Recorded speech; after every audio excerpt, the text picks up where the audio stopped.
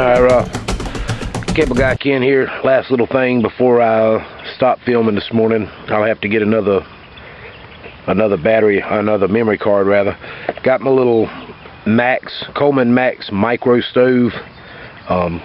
It was about $10–15 cheaper than the Pocket Rocket, so I figured I'd give it a try. If I don't like it, I can always take it back. Walmart return policy, you gotta love it. It says it's a 10,000 BTU, 1 liter in 3.25 minutes on high. Burn time on high is 60 minutes with the Coleman model 3250 fuel cartridge, which is their little butane propane mix, the 3250 cartridge. So it'll burn for an hour on that one cartridge. So I mean, it's a good little backup. I prefer my alcohol stoves, but that'll work as a little backup. Let's get it out of the package here.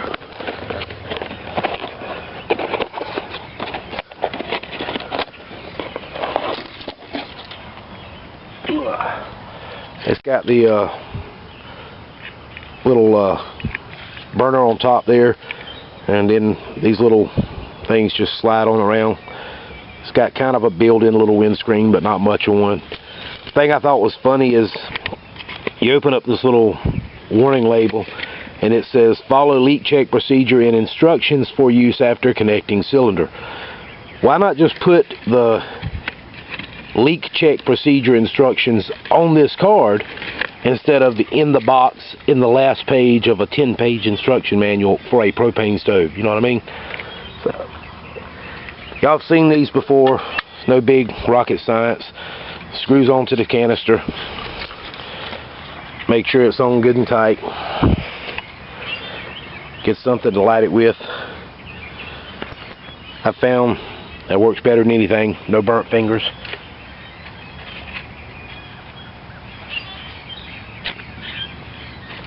And she's lit.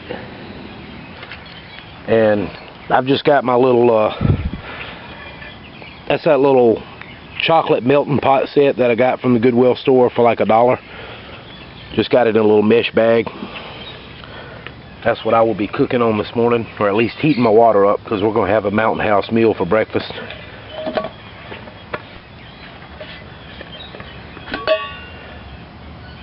I like it because it all nests together. Got a lid. So we're going to set that on there. Okay, give me my water bottle, please, sir. And we'll take that off till I get some water in it. Thanks, sir.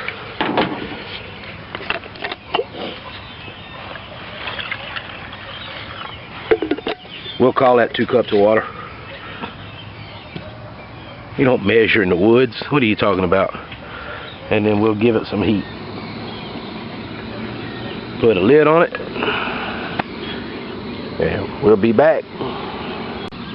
Alright guys, I walked away just long enough to walk 30 feet away from here to my bucket truck and get the Mountain House meal out, and it's already at a full rolling boil. I mean, it didn't take me a minute and a half. I mean, literally a minute and a half. So yeah, I'd say it works pretty doggone good. Like I said, that's only about 2 cups of water at the most. It's enough to do my little Mountain House meal, my beef stew that we're going to eat for breakfast. Yes, beef stew is what's for breakfast. Meat, potatoes. Any questions?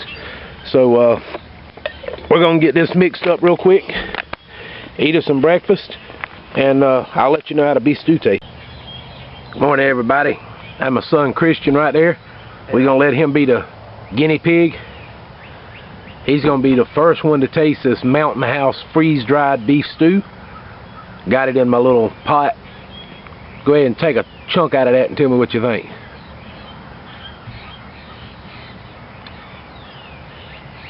That good? That's pretty good. That's pretty good. You heard that? Let me back this camera up a little bit here so we can both be on the frame there. That's another reason why I like that little the double boiler set that I got from the Goodwill store. Is he's got the bottom half, I've got the top half, so you got two 2 pots you can eat out of after you've boiled your water, made your meal or whatever.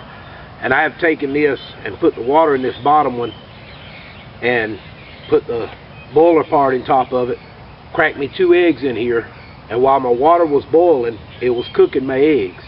So I could get up and have some fried eggs with no oil, no fat, nothing like that added to it, because it's non-stick inside and out. Got fried eggs, hot water for cocoa, coffee, whatever you're going to do. That's good eating right there. Let me tell you what, I hadn't had a Mountain House meal yet that I didn't think was just out of this world. And yeah, it's breakfast.